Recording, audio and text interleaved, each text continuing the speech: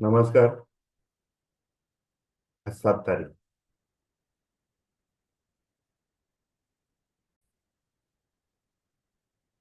काल आपल्या मीटिंगमध्ये आपण पाहिलेलं होतं निफ्टीचा सिनेरिओ काय होता.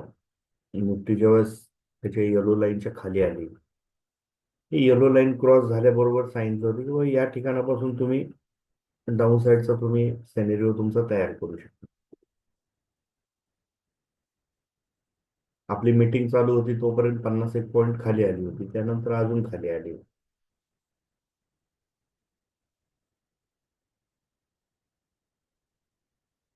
थोडी साईडवेज झोनमध्ये राहिली, त्यानंतर थोडं वरती येऊन क्लोज झाली. आज आरबीआयची पॉलिसी आहे, त्यामुळे आज ट्रेडिंग करताना सावधगिरीने करा. भीती वाटत असेल, छोटं कॅपिटल असेल तर ट्रेडिंग शक्यतो करू नका. कारण एक लक्षात ठेवा, अशा इव्हेंटच्या वेळेस एक तर पैसा बनतो, नाहीतर चुकीची डायरेक्शन जर पकडण्यात आली तर मग गुंतून बसतो. मग गुंतून बसले की लोक लगेच म्हणतात, अरे यार जाऊन द्या, आज तर शुक्रवार आहे, अजून 4 दिवस बाकी आहे, गुरुवारपर्यंत येईल मी प्लसला. पण जर नाही आलं तर पैसा वाया जातो. तर बेटर वे, आज जरा सावकाश करा, सांभाळून करा. सिनेरिओ काय मिळतोय तो आपण पाहूया. चला मी माझी स्क्रीन चालू करतोय.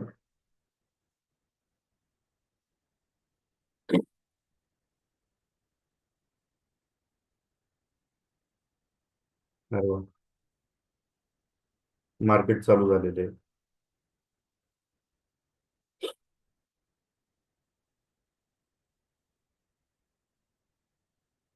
गॅप पण आलेली आहे. बरं, सगळ्यांना एक सांगतो, आता या ठिकाणी बघा, रेड लाईन ट्रेड लाईन वरती आहे, ग्रीन ट्रेड लाईन खाली आहे. याचा अर्थ काय असतो हे तुम्हाला पण माहिती आहे. जेव्हा जेव्हा निफ्टी या ग्रीन ट्रेड लाईनला टच करणार आहे तेव्हा तेव्हा तिथून बाउन्स येणार आहे, आणि जेव्हा जेव्हा या रेड ट्रेड लाईनला टच होणार आहे तेव्हा तेव्हा तिथून सेल ऑफ येणार आहे. जोपर्यंत ही चौकट अशी उलट्या उलट्या साईड डायरेक्शनला होत नाही तोपर्यंत ट्रेड शक्यतो घेऊ नका.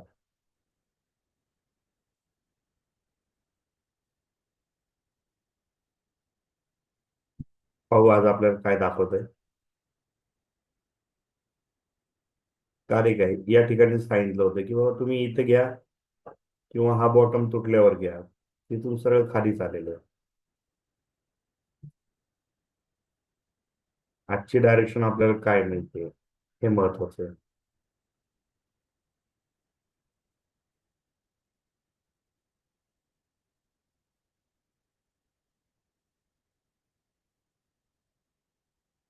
आपले व्हिडिओ जे पाहतात ते त्यांच्यासाठी की तुम्ही आपल्या स्ट्रीमला लाईक करत चला. युट्यूबवर आपले मीटिंग्स बघून बरेच जण आहेत की जे स्टडी करतात ते. आपला हा चॅनल आहे, सारिका एंटरप्राइजेस म्हणून हा लोगो आहे.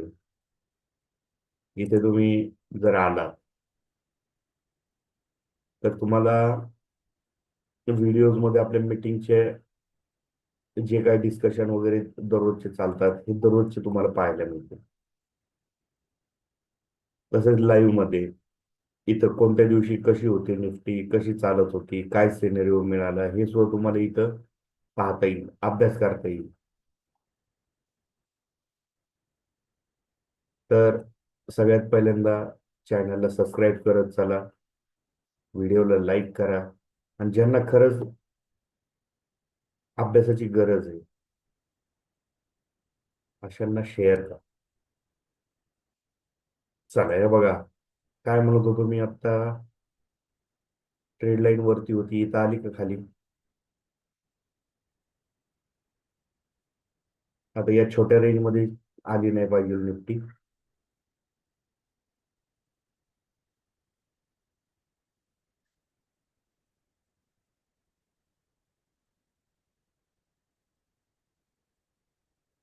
इथून ट्रेड लाईन कट झाली, इथे येऊन पडली.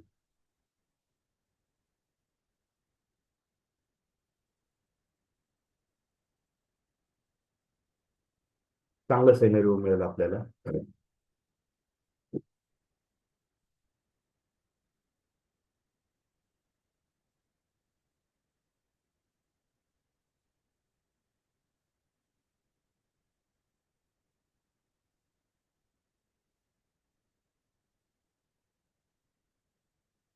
बँक निफ्टी मध्ये काय चाललंय ते सुद्धा पाहायला मिळेल. बँक निफ्टी तर कंटिन्यू या ट्रेड लाईनला धरूनच चालली ती.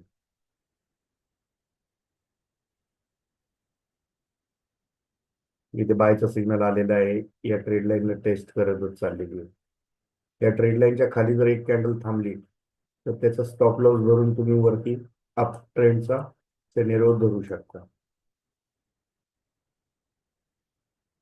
कुठून? या ट्रेड लाईनचा स्टॉप लॉस. या ट्रेड लाईनच्या खाली स्टॉप लॉस ठेवा तुम्ही.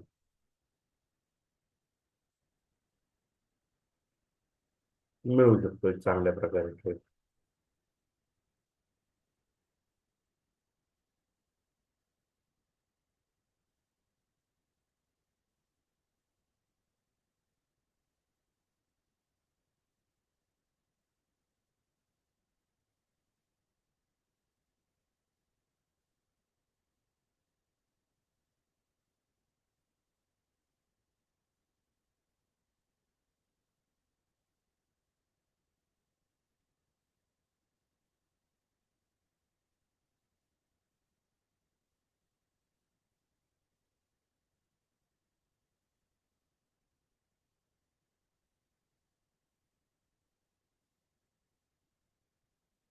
सिग्नल इथे येलो लाईन इथे आहे.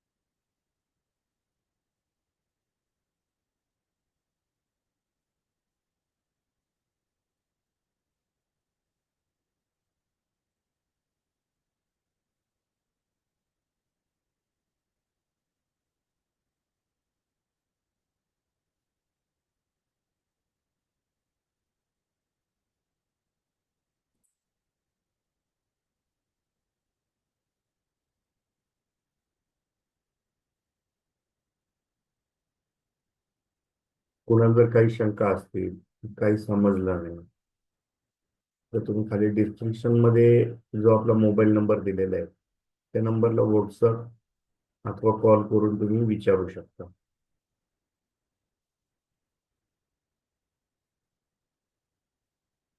आणि आपल्या इंडिकेटरचे प्रीमियम एवढे महाग पण नाही आहे.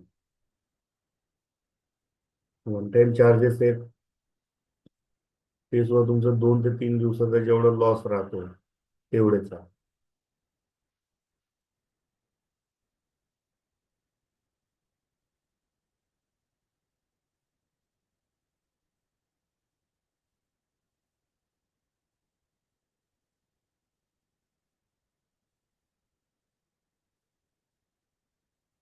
ज्यांना आपल्या इंडिकेटरवर माहिती ही फ्रीमध्ये पाहिजे, डेमो पाहिजे, त्यांच्यासाठी आपली युट्यूबला स्ट्रीम कंटिन्यू चालू असते निफ्टीशिवाय.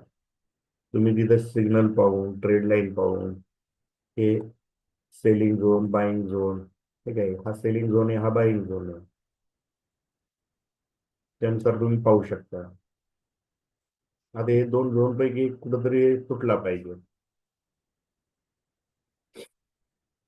मग या एरियात जर राहिलं तर फार साईडवेज मध्ये, इथून खाली जरी आला तर एवढ्या स्पीड मध्ये तो येणार नाही, तो स्लो स्लो स्लो येणार आहे.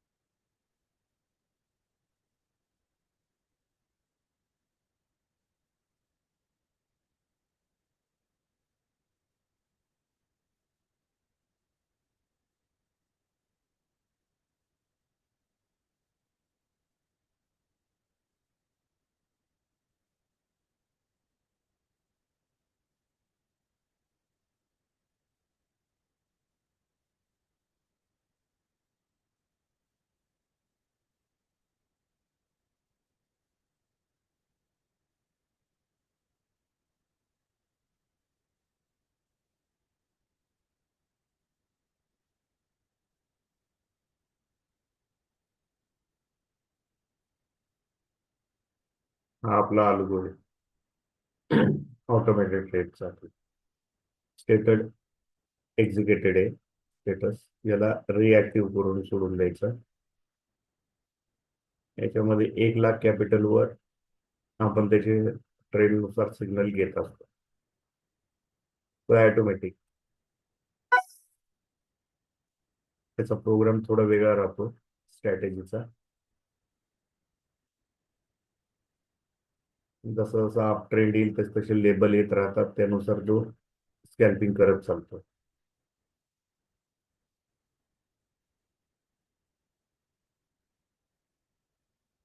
सेम आपला सुपर प्रो प्रोग्रामच आहे, फक्त त्याचे याचे पॅरामीटर थोडे हलके लावलेले आहेत की जेणेकरून ते पटापटा पटापटा आपल्याला ट्रेड घेत राहणार ऑटोमेशन मध्ये. आपण इथे मॅन्युअली घेत असतो, त्यामुळे इथं पॅरामीटर तेवढे कडक आहेत की जेणेकरून तुम्हाला 40 पॉईंटचा ट्रेंड मिळालाच पाहिजे. आणि अल्गोच्या प्रोग्रामचं कसं आहे, तिथं आपल्याला छोटे लावता येतात.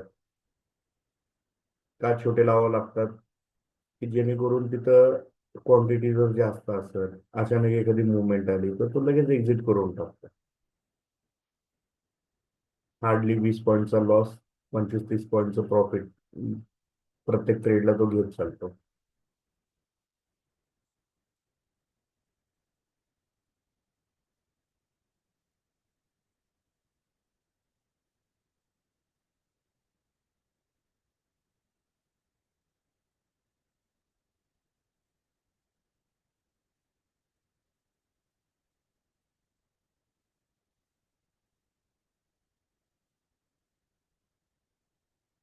9:30 वाजता याचा टायमिंग चालू होतो.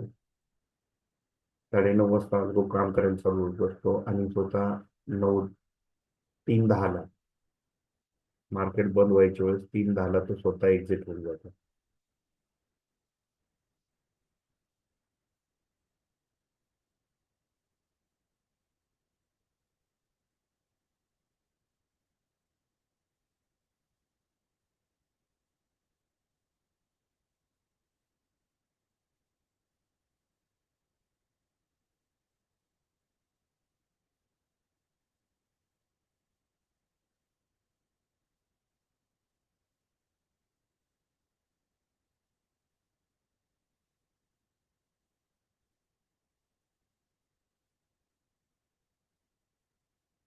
काल आपला एक व्हिडिओ आपण युट्यूबवर घेतला होता.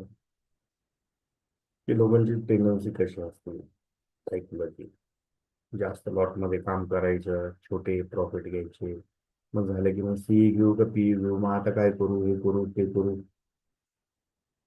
खरंच त्या व्हिडिओला तुम्ही चांगला प्रतिसाद दिला.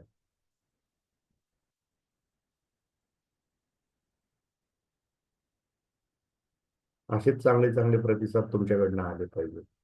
तुम्ही अभ्यास आहे याच्यातून, ते कुणाला टोमणे वगैरे नाही, ते हे तुम्हाला अभ्यासासाठी, की खरंच आपली सायकोलॉजी तशी आहे का.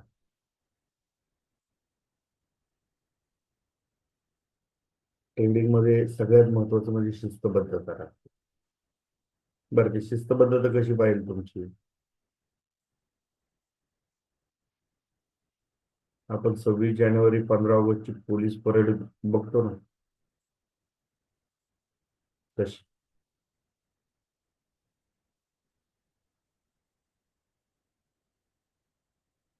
मॅन्युअल ट्रेडिंग करत असतो आपण, तर आपला सेटअप जोपर्यंत बनत नाही ना तोपर्यंत काहीच नाही.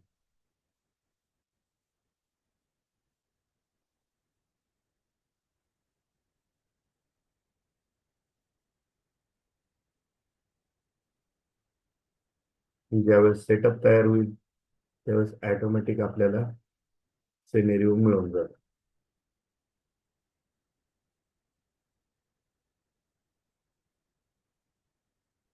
आता आपण एक सेलचं सिग्नल बघितलेलं आहे, त्याच्यानंतर आता परत या ठिकाणी चालू आहे.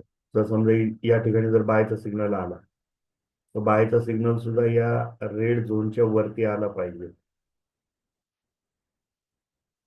रेड झोनच्या वरती आल्यानंतर जेव्हा पण या ठिकाणी येईल, तिथून बाय करायचा, तिथून वरती. अशा पद्धतीने पण करू शकता, किंवा ज्या कॅन्डलला बायचा सिग्नल आलाय तिथून पुढे वरती चालू शकता. पण हा रेड झोन क्रॉस क्रॉस होऊन द्या.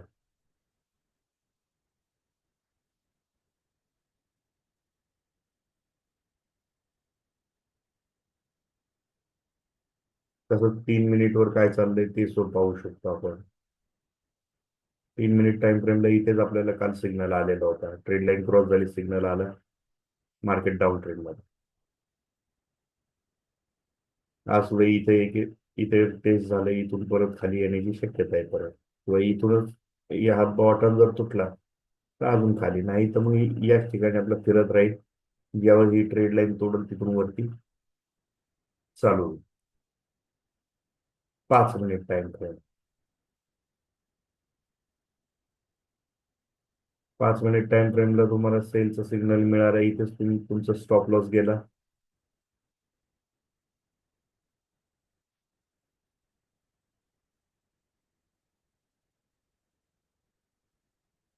कालच स्टॉप लॉस गेला तुमचं इथं.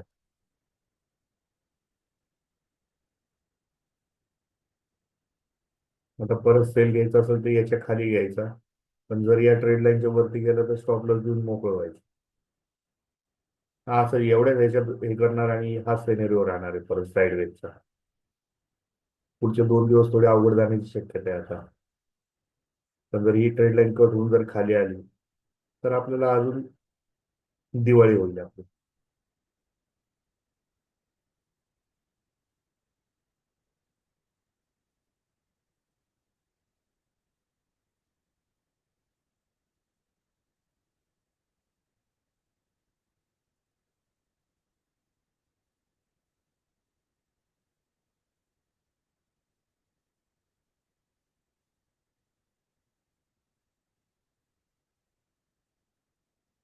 लक्षात ठेवा,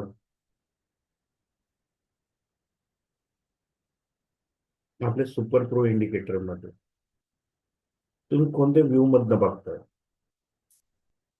कामात आहेत,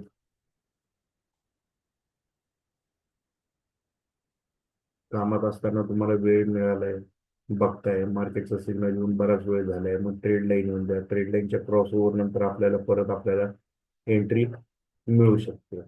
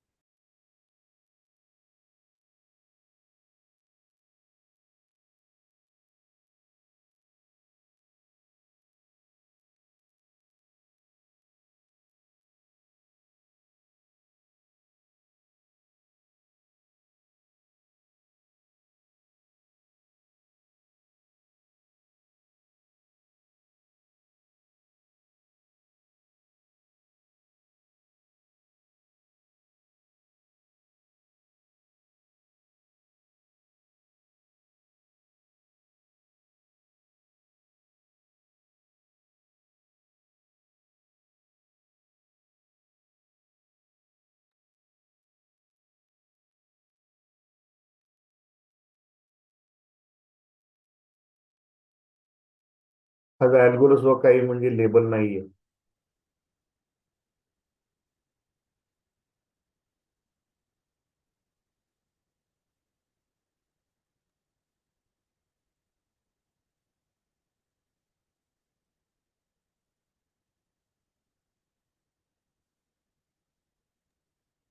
आज आरबीआयची पॉलिसी आहे ना. हो. आज फास्ट हो. मुवमेंट, हा. फास्ट मुवमेंट राहतील थोडे. हम्म. ते असंच वाचलं मग ते कळी नव्हत्या अगोदर, पण ते व्हॉट्सअपला टाकलं.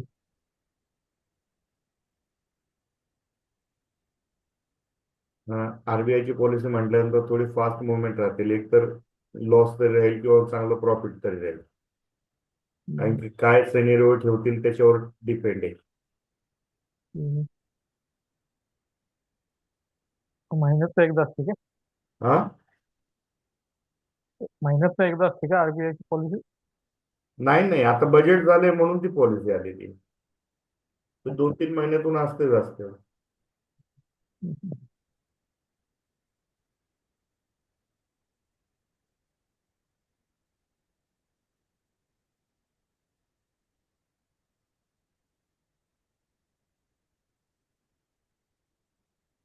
काल काय झालं अल्गोला?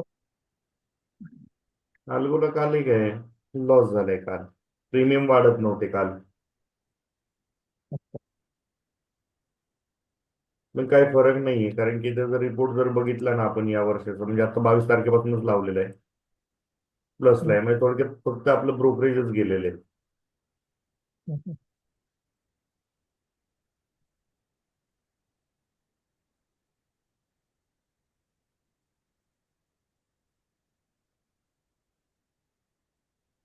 आता हे महिनाभरात हे खाली वर चालतच राहणार आहे. हम्म.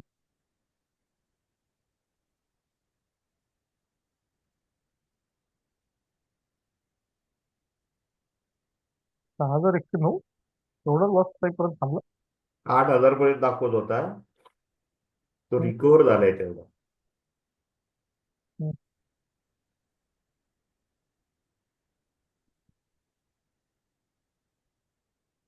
संध्याकाळी या या ठिकाणी बरोबर घेतला होता, पण टायमिंग होऊन गेला याच ठिकाणी. हा, हम्म. टायमिंग होऊन गेला, तो इथेच बरोबर एक्झिट झाला 15-9 ला इथे. हम्म. हम्म.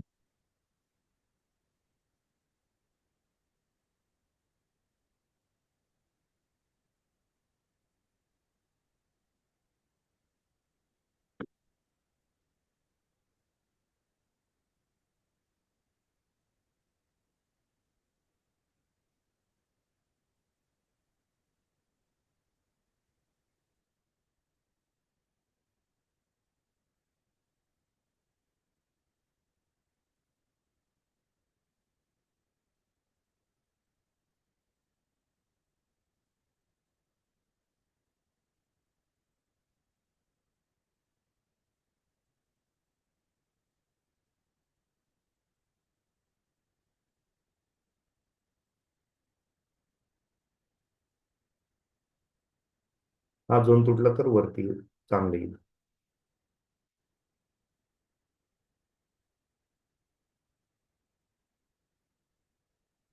बाकी आपण बँकिंग सेक्टर आणि आयटी सेक्टर काय करते ते बघू आपण.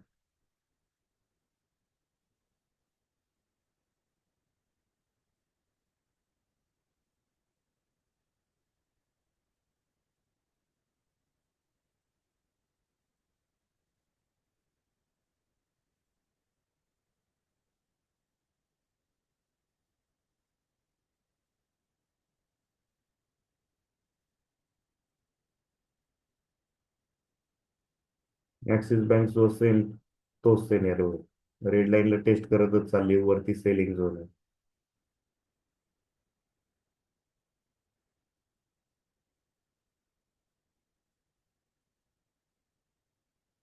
बजाज फायनान्स सेल या ट्रेड लाईनच्या वरती आलं, हा झोन क्रॉस झाला किंवा अजून वरती बायची रॅली याची चालू होईल.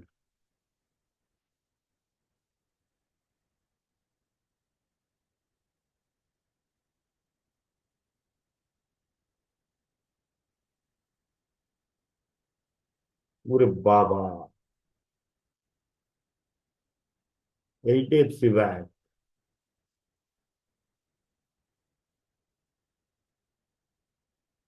जबरदस्त.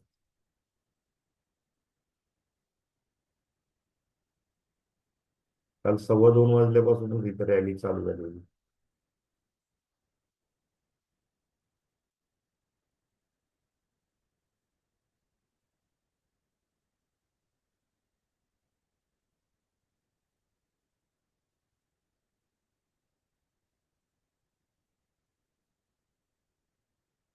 इन्फोसिस बाईंग झोन पाशी. बाईंग झोनला येईल तेव्हा तिथं जम्प करतं. हम्म. या बाईंग झोनच्या खाली स्टॉप लॉस लावून इथून बाय करू शकतात. हम्म.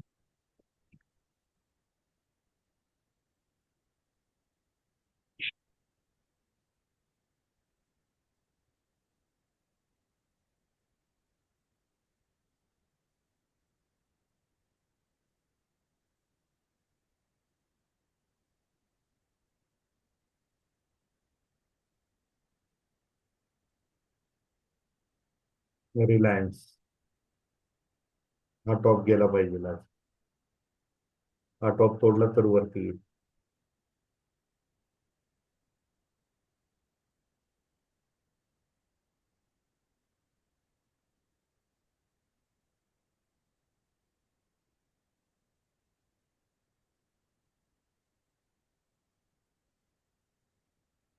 SBI सेलचा हम्म. सिग्नल होता, दोन्ही टार्गेट अचीव्ह झाले.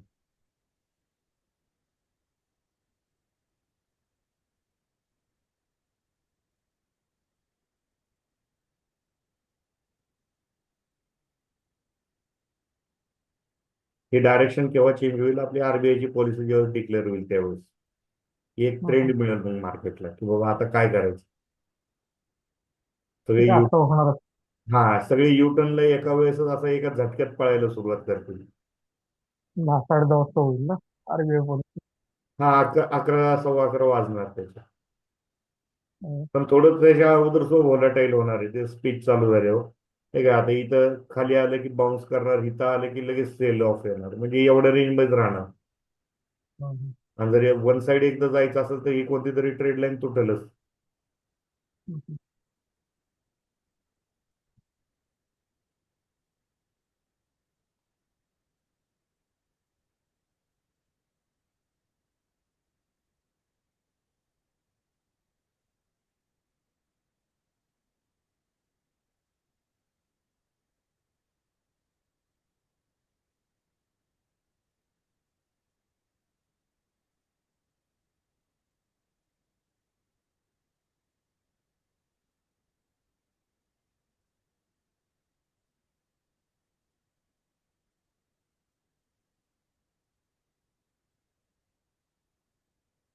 सगळे सिनेरिओ कसे दिसतात हे आजचे माहिती का? ते आपण धनुष्यबाण वापरताना नाही का, बाण जेवढा मागं ओढला जातो त्या पद्धतीने आता सगळे स्टॉक ओढलेले आहेत ना खाली. आणि एकदा स्पीच झालं की ते ट्रिगर करणार एका झटक्यातच असं नुसतं मग मार्केट वरती पळायला सुरुवात करत. तर त्यावेळेस म्हणजे त्याचा इफेक्ट काय होईल तो वेगळाच आहे. पण रेडी आहे सध्या मार्केट.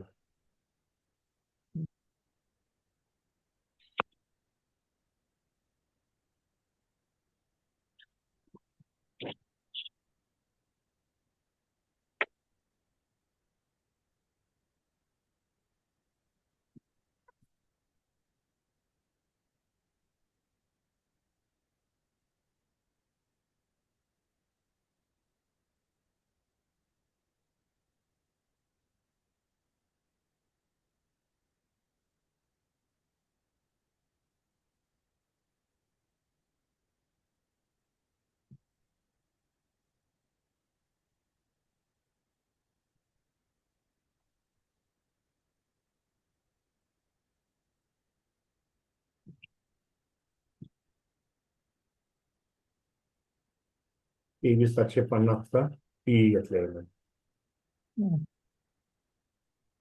चेक करून आपण तर.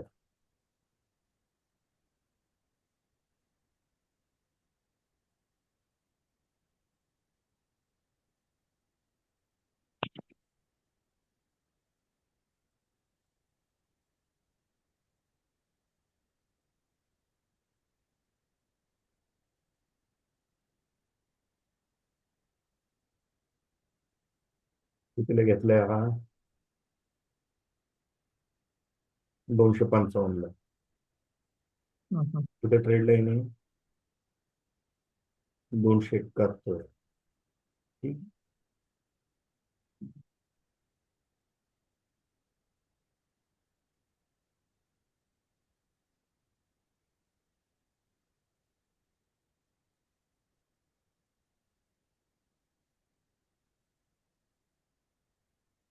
या झोन मध्येच फिरणार आहे.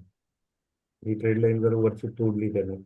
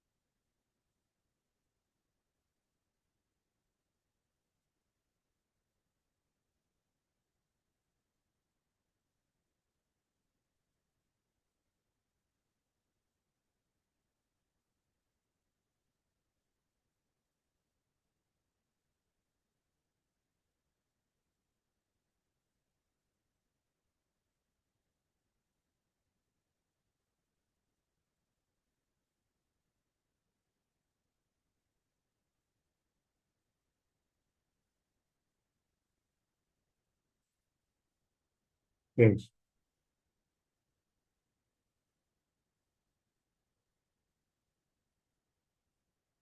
नाही, इथूनच परत इथं आलं की परत चेंज होणार. याच रेंज मध्ये फिरणार आहे.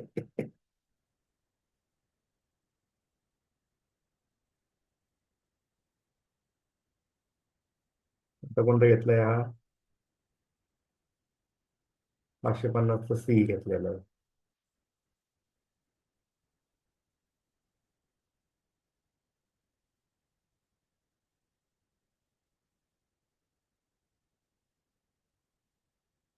इथे सुद्धा सेलिंग झोनच आहे.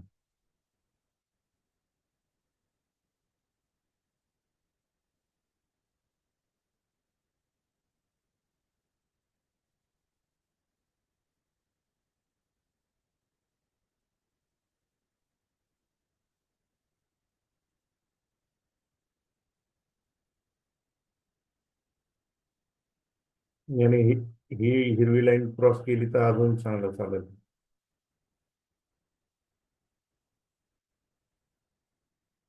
248च्या वरती चांगला पडेल. आता कितीला घेतलंय ना? 236, म्हणजे अजून 10 रुपये वरती जर आला तर हा बूस्ट होणार.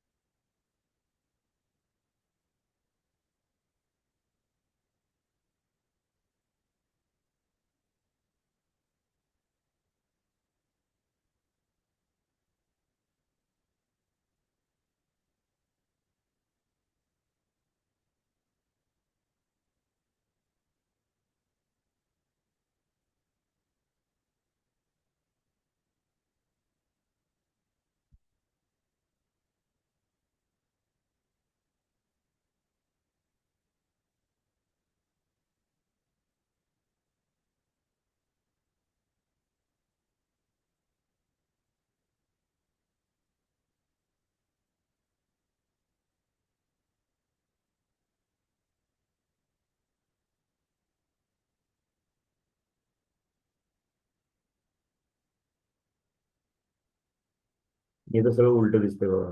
इथं रेड कॅन्डल बनते, इथे ग्रीन कॅन्डल बनते.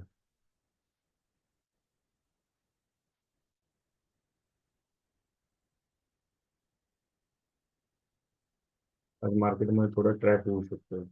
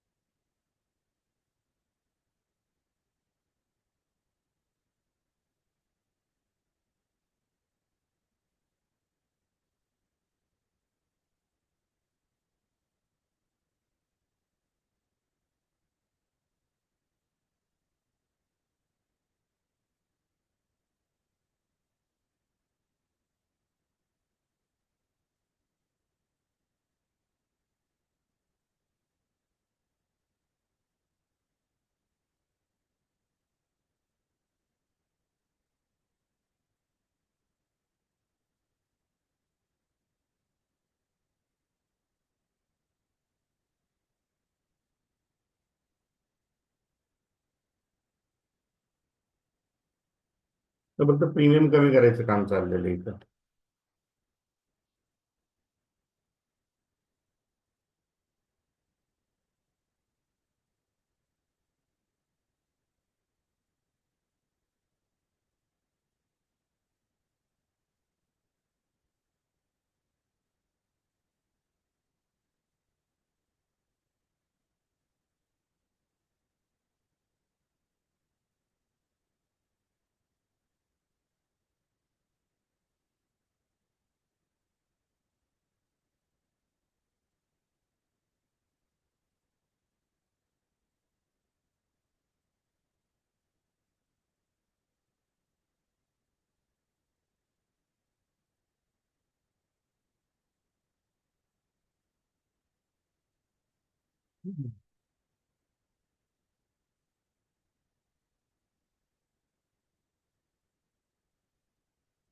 मग कितीला घेतलं होतं यांनी? सोडलं त्याने 218ला.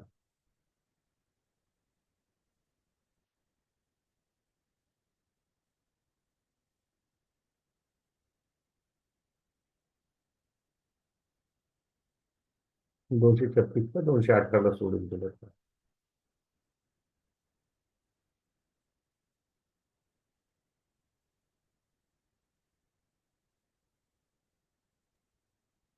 सोडला नाही ना? हम्म. सोडला नाही अजून. नाही, सोडून दिलंय काय? ठीक आहे. क्वांटिटी काहीच नाही, त्याने लगेच सोडून दिलं.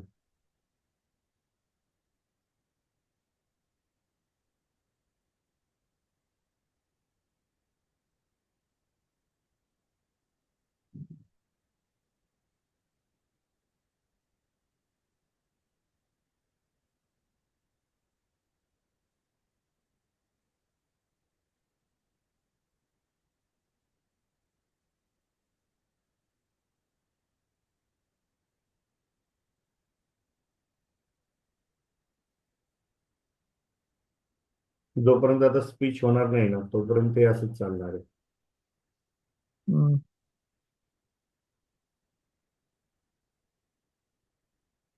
टीव्हीवर दाखवतात का ते? CNBC वर किंवा झी बिझनेस वर दोन्हीपैकी एका ठिकाणी दाखवतो.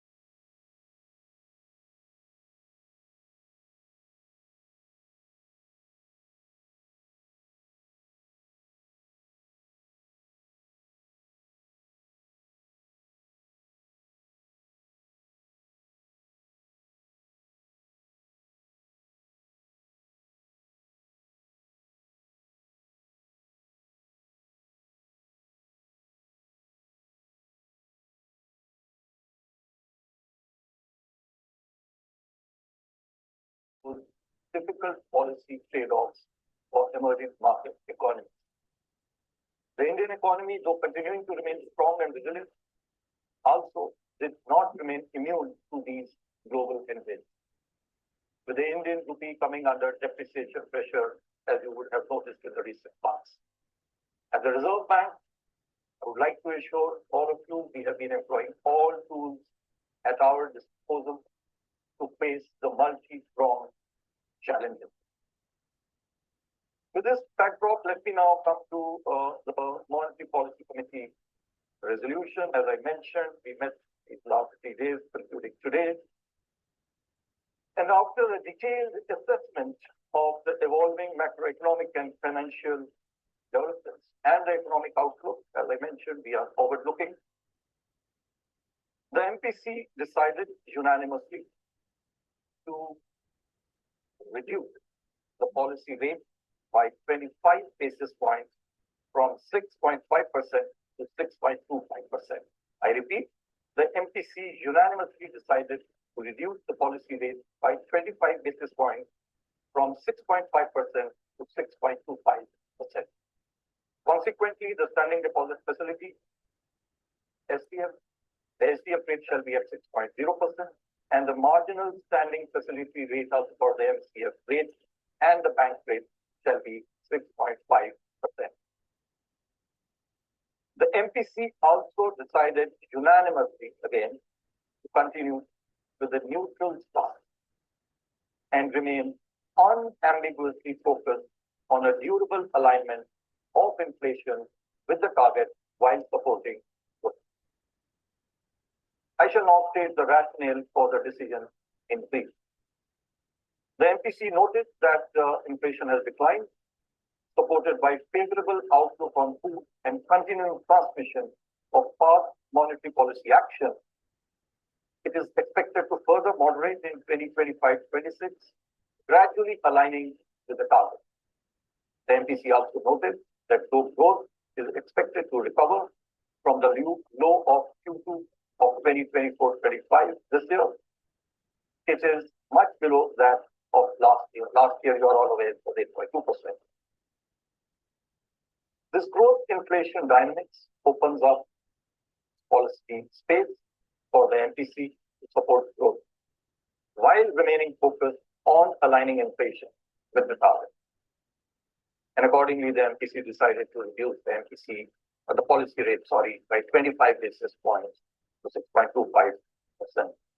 At the same time, the MPC felt that excessive volatility in global financial markets and continued uncertainties about global trade policy, coupled with adverse weather events, pose risks to the growth and inflation outlook. This calls for the MPC to remain watchful. Accordingly, it decided to continue with a neutral stance. This will provide MPC with the flexibility to respond to evolving macroeconomic environment.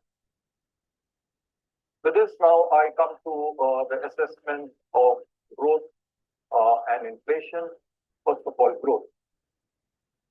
As per the first advanced estimate, real GDP growth for the current year is estimated at 6.4%. The numbers were released by Motley recently. This is a softer expansion after a robust 8.2% growth last year.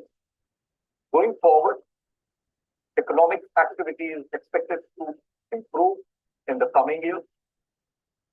Agricultural activity remains upbeat on the back of healthy reservoir levels and bright Rabi prospects. Manufacturing activity is expected to recover gradually in the second half of this year and beyond. Early corporate results for Q3, and we have more than 50% of the results now as we speak, indicates a mild recovery in the manufacturing sector. Mining and electricity are rebounding from monsoon-related disruptions in Q2. Business expectations remain upbeat, as evident from the PMI Manufacturing Future Output Index.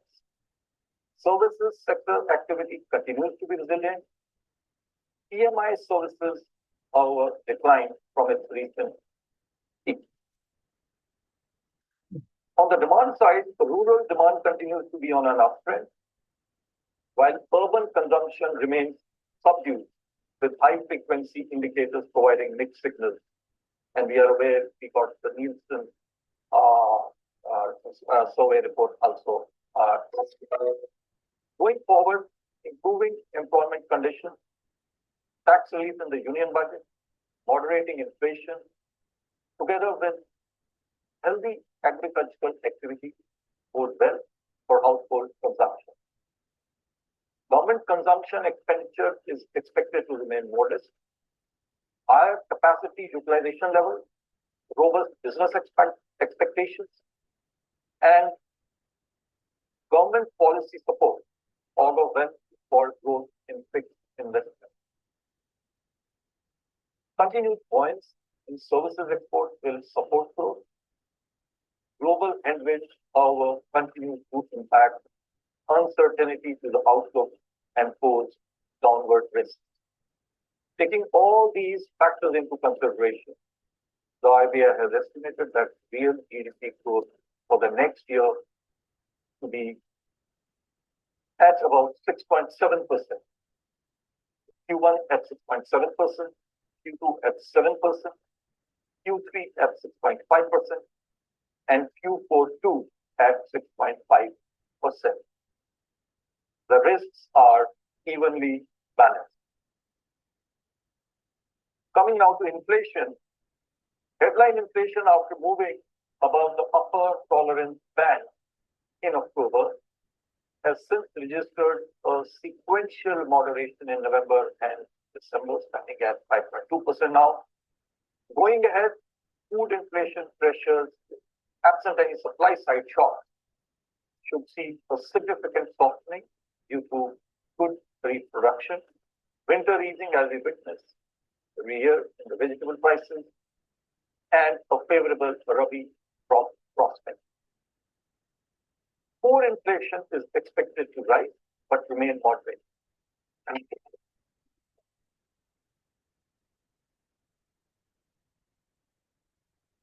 Weather event presents upside risks to the inflation trajectory.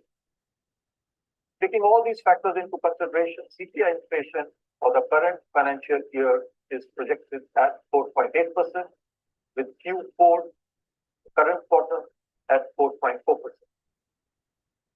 Assuming a normal monsoon, CPI inflation for the financial year 2025-26 next year is projected at 4.2%, with Q1 at 4.5%, Q2 at 4%, Q3 at 3.8%, and Q4 at 4.2%. The risks are evenly balanced.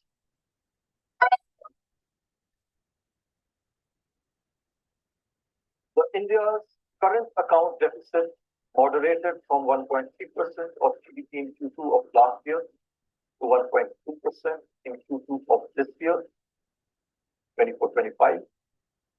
According to the World Bank, India, with an estimated inflow of $129.1 billion, continues to remain the largest recipient of remittances globally last calendar year 2024. The current account deficit for this year is expected to remain well within the sustainable level. As on 31st January this year, I may inform you, India's foreign exchange reserves stood at 630 plus billion US dollars. This provides us an import cover of more than 10 months.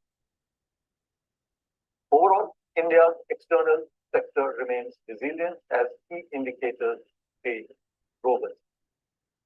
I would like to mention over here, especially because there has been commentary in the media about the Reserve Bank's exchange policy. Well, the Reserve Bank's exchange rate policy over the years has remained very, very consistent.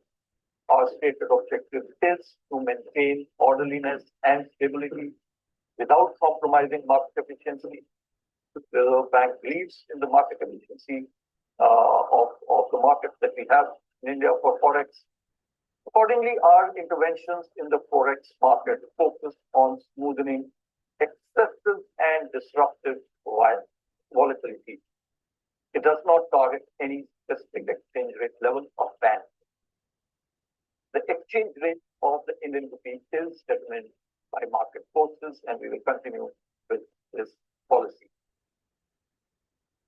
Coming now to liquidity and financial market conditions, I may state that after remaining in surplus from July to November 2024, system liquidity as measured by the average net position under the liquidity adjustment facility did turn into a deficit during December 2024 and January 2025.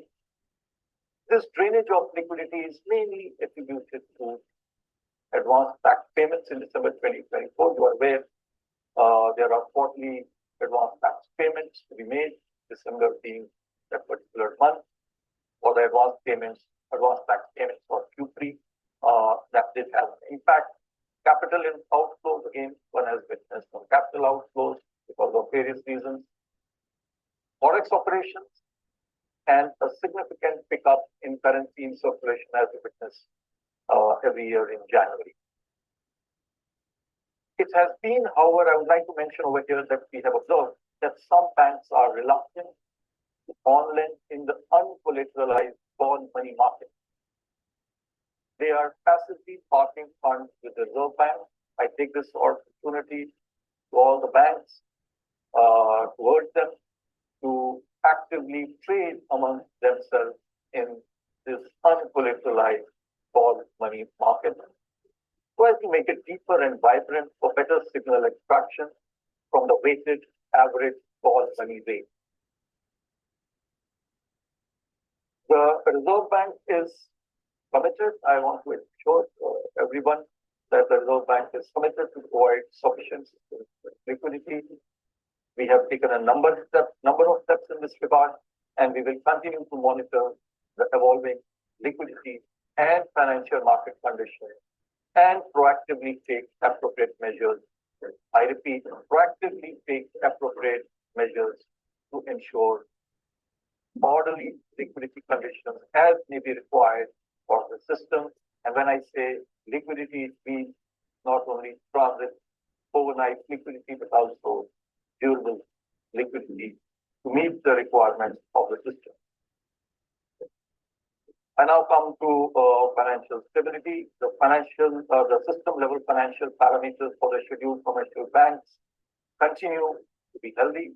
The credit deposit ratio for the banking system at the end of January 2025 was at 80.8%, broadly similar to that on 30th September 2024. Bank liquidity buffers are sufficient, though the net interest margin moderated, return on assets and return on equity are robust.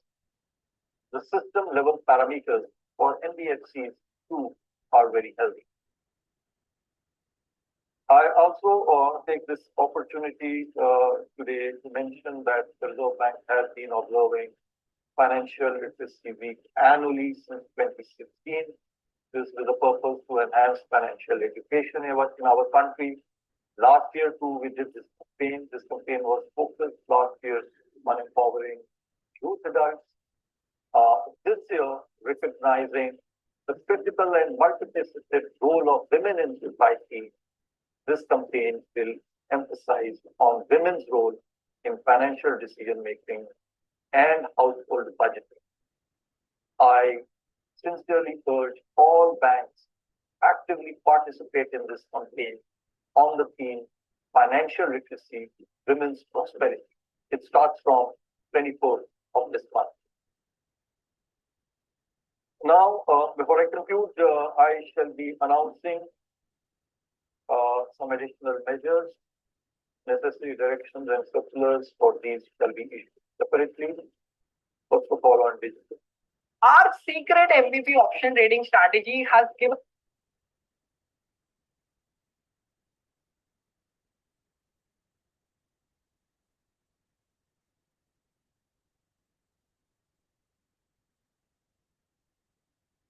the surge in digital fraud is a matter of concern. It warrants action by all stakeholders.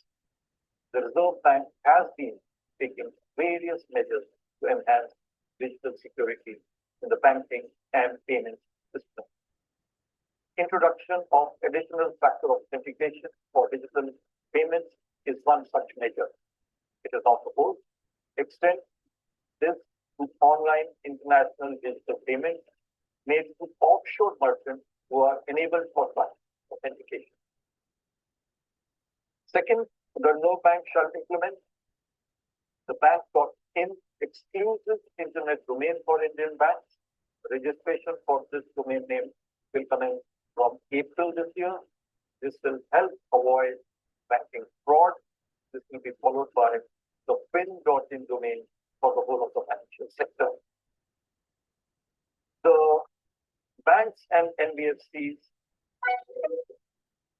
continuously improve and improve preventive and detective controls to mitigate cyber risk.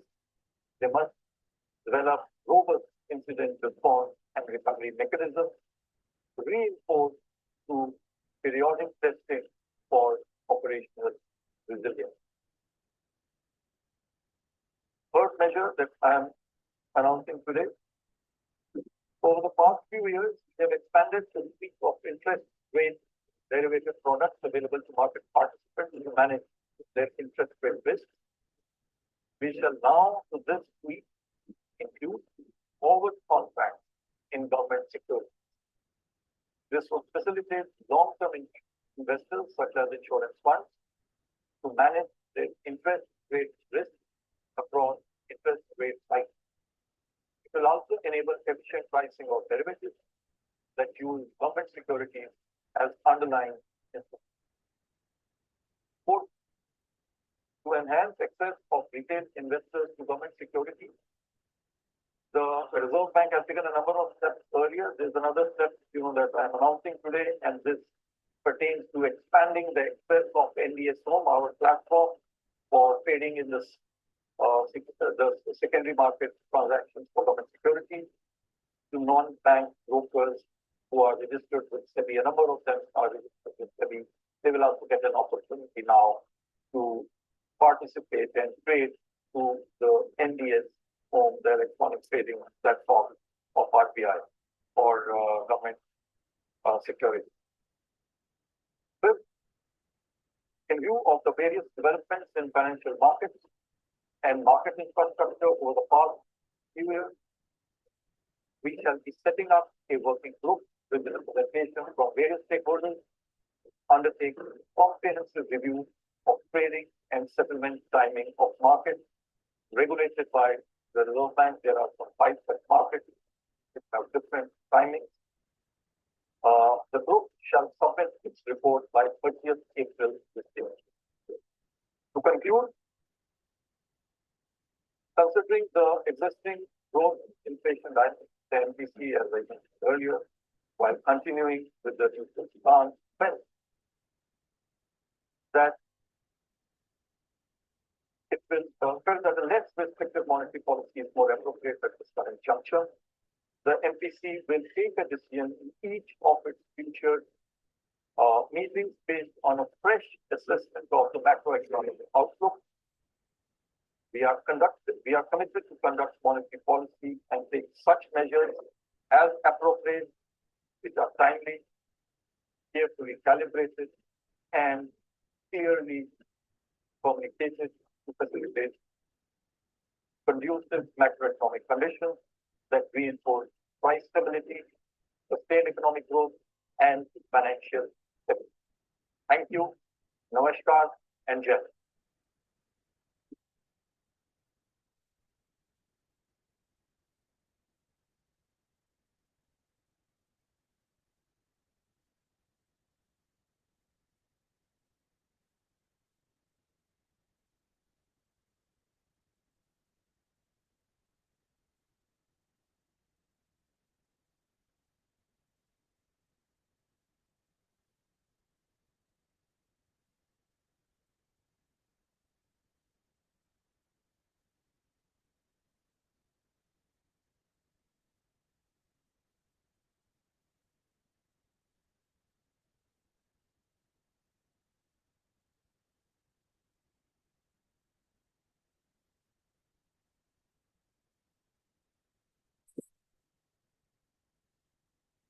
RBI policy झाली आता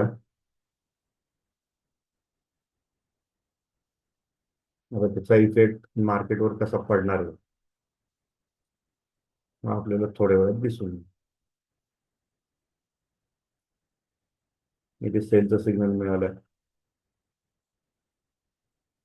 सेलमध्ये आता सध्या active आहे. या कॅन्डलची ज्या कॅन्डलला सेलचं signal आलाय तिथे येलो लाईन आली, त्याच्या खाली एक कॅन्डल सस्टेन झाली, दुसऱ्या कॅन्डलला एंट्री मारली. त्या ठिकाणी 40 पॉईंटचा स्टॉप लॉस आपण या इंडिकेटरच्या आधारे ठेवायचा. 40 पॉईंटचं टार्गेट 1:1. आता अल्गो मध्ये काय झालं, अल्गोला हलके पॅरामीटर लावलेले की तिथं नुकसान आपल्याला जास्त झालं नाही पाहिजे. तर त्याने सुरुवातीला आपल्याला 2000चा लॉस दाखवला, सॉरी 2300 रुपयाचा, आणि त्याच्यानंतर लगेच झटक्यात त्याने 1222 रुपये प्रॉफिट काढून दिला. आता हा ट्रेड चालू आहे. सिग्नल येतील तसे तसे 2 ट्रेड घेत चालतात.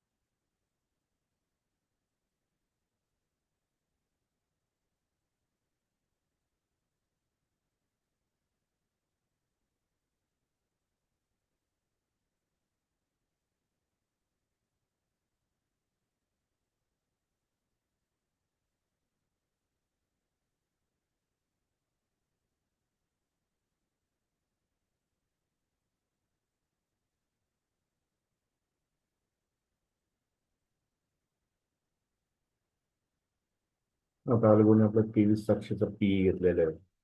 23 तारखेचा पीई काय दाखवतोय आपण पाहू.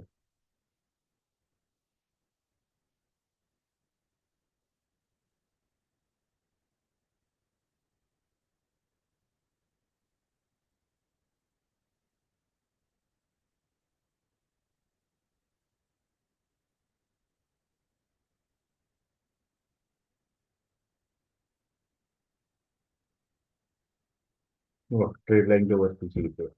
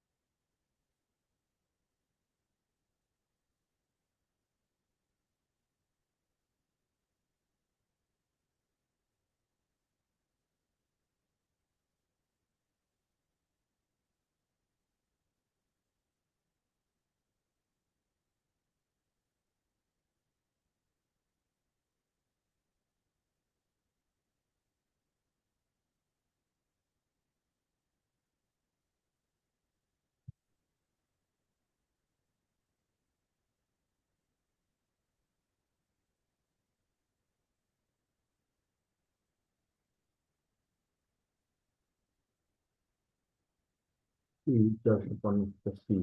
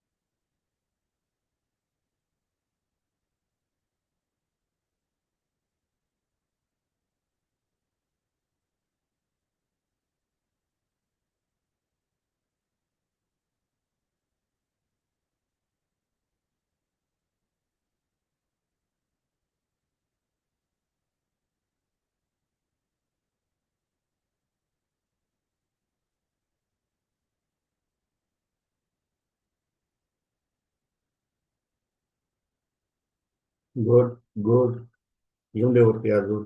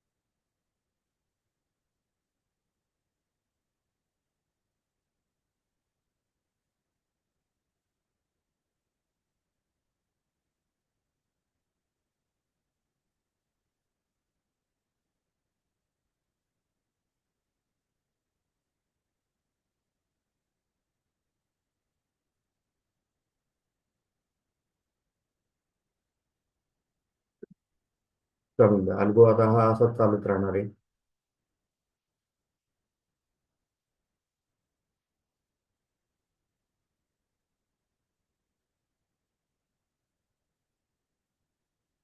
या ठिकाणी टेस्ट करत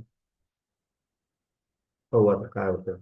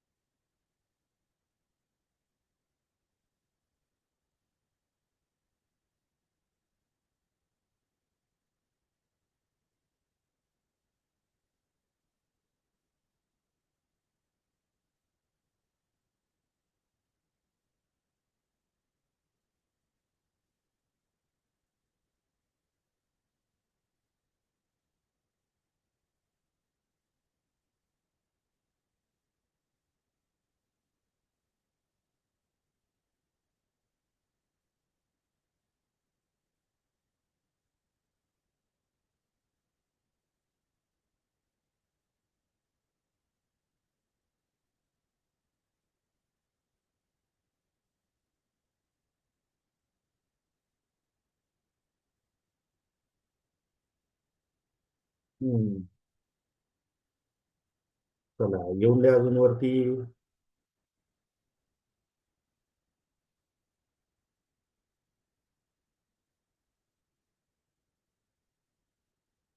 पूर्णपणे इमोशन लेस ट्रेडिंग करता येते याच्यावर.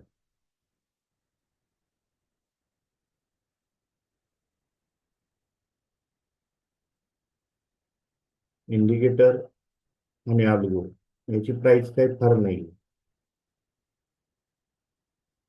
आपल्या 2 ते 3 दिवसाचा जेवढा लॉस होतो तेवढ्यातच तुम्ही घेऊ शकता. फक्त अल्गोला तुम्हाला दर महिन्याला हा जो ट्रेट्रॉन प्लॅटफॉर्म आहे, ज्या क्लाउडवर आपण आपला अल्गो तयार केलेला आहे, तर त्या क्लाउडचा खर्च तुम्हाला पे करावा लागतो. म्हणजे थोडक्यात काय आहे की आपण एक जागा घेतलेली, उद्या माझा लॅपटॉप बंद असेल, लाईट नसेल, तर हा प्रोग्राम कंटिन्यू रन राहिला पाहिजे.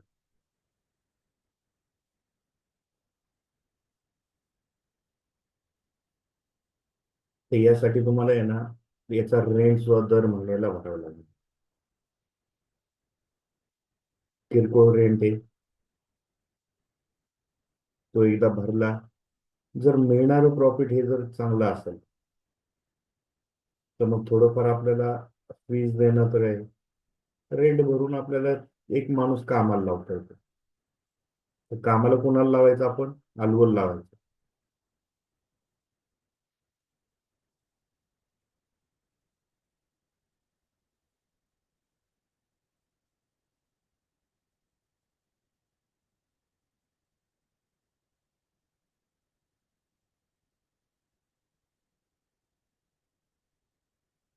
फक्त एवढंच करायचं असतं की आपलं रेंट ज्यावेळेस संपणार त्यावेळेस अल्गो बंद होणार, तर आपल्याला लक्षात राहिलं पाहिजे की नाही बाबा, आज आपला शेवटची तारीख आहे, तर आज आपण भरून घ्यावे.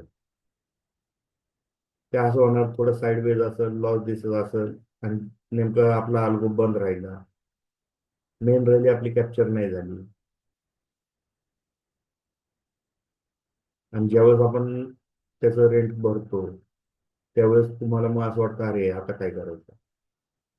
तर तुम्ही त्याचं क्वार्टरली शो करू शकता, इयरली करू शकता.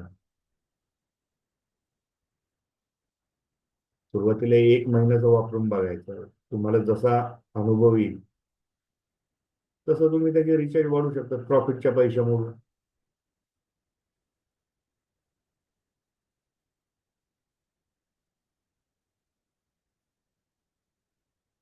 जसे जसे आपले सबस्क्रायबर वाढत राहणार तसं अल्गोचं जे काही रेंट आहे हा प्लॅटफॉर्मचा आपोआप कमी होत राहणार.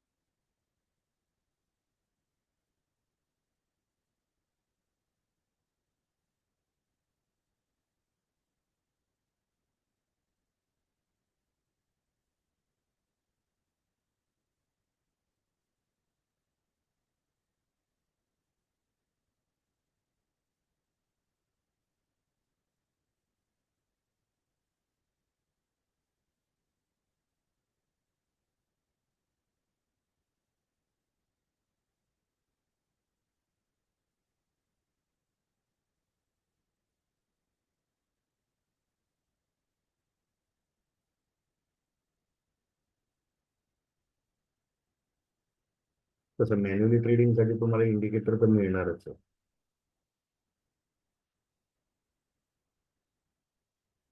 सोबत मॅन्युअली ट्रेडिंग सुद्धा तुम्ही करू शकता.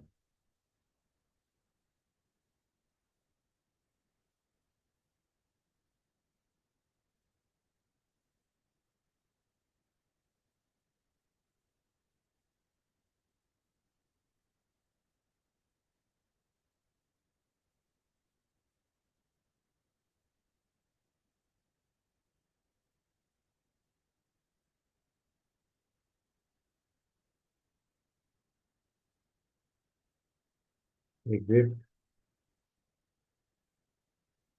नेक्स्ट.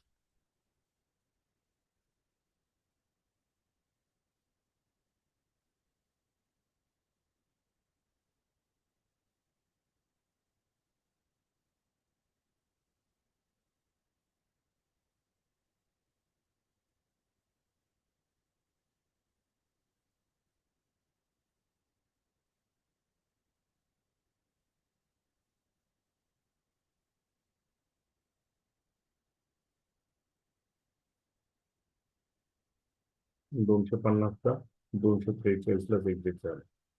म्हणजे पूर्णपणे स्टॉप लॉस जायची वाटच नाही बघत.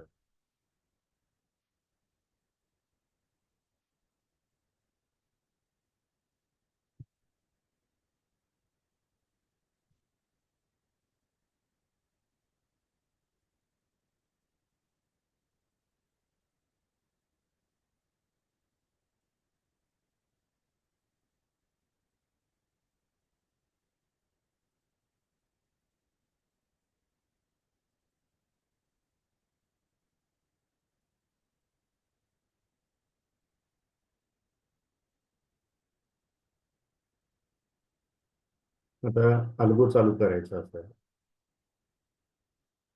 तर अल्गोला कमीत कमी 1 लाख रुपये कॅपिटलवर करायचं. त्यातले हा वापरतोच किती? हार्डली 20,000 ते 23,000 रुपये. मग तुमची रिस्क कितीची राहते?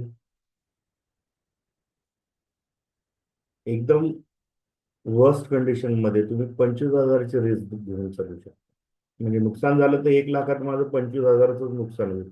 नाही तर रोज कमीत कमी 1,000 रुपये मला हा प्रॉफिट काढून देणारच आहे. हा चालत राहणार आहे. हा आता जरी आपल्याला मायनस दिसतोय तर डे एंडिंगला हा आपल्याला प्रॉफिट मध्येच दाखवणार आहे. रिकव्हरी ट्रेड ऑटोमॅटिक होत राहतात.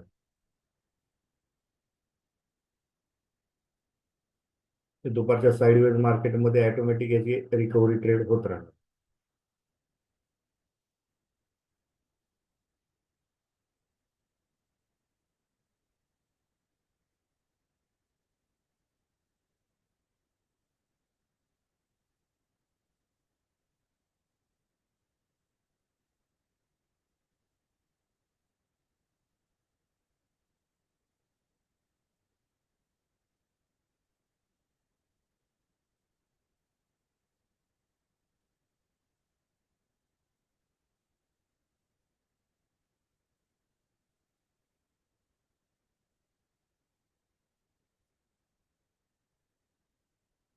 आणि याच्यामध्ये सगळ्यात जास्त आपल्याला एक पेशन्स पाहिजे की आपण लॉट साईज कधीच नाही वाढत. तुम्ही ज्यावेळेस लॉट साईज वाढवता त्यावेळेस तुमचा रिस्क रिवॉर्ड मेंटेन नाही करत. रिस्क रिवॉर्ड काय असतं? पूर्ण महिनाभरात मी 25,000ची रिस्क घेतोय 1 लाखावर. पण मी तिथं 2 लॉटने जर काम करत असेल तर हीच रिस्क आपली 50,000ची होती. म्हणजे 50% रिस्क होऊन जाते. सपोज 1 लाखावर तुम्हाला डे एंडिंगला 3,000चं नुकसान झालं, 5,000चं नुकसान झालं तर ते 5% राहतं. पण 50,000ला जर झालं तर 1 लाखात तुम्ही 2 लॉट करता. ते 2 लॉटला किती नुकसान दिसणार तुम्हाला? 10,000चं. नाही ते तुम्हाला 10% दिसणार आहे.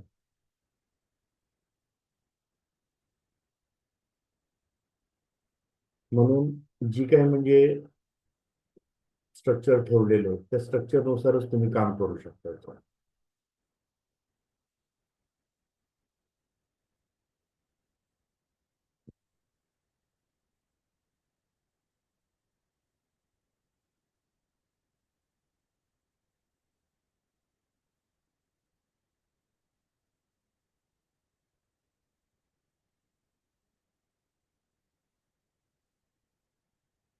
आता 11 वाजत आलेले आहेत, आपली मीटिंग स्टॉप होणार आहे. तर कुणाला इंडिकेटर बद्दल, अल्गो बद्दल माहिती पाहिजे असेल तर तुम्ही मला फोन करू शकता. बरं. अल्गो तिथे जवळच एक्झिट झाला, दिसू द्या, काही हरकत नाही. आपल्याला 4,000चा लॉस दिसतो, डे एंडिंगला आपल्याला चांगल्या प्रकारे प्रॉफिट होईल.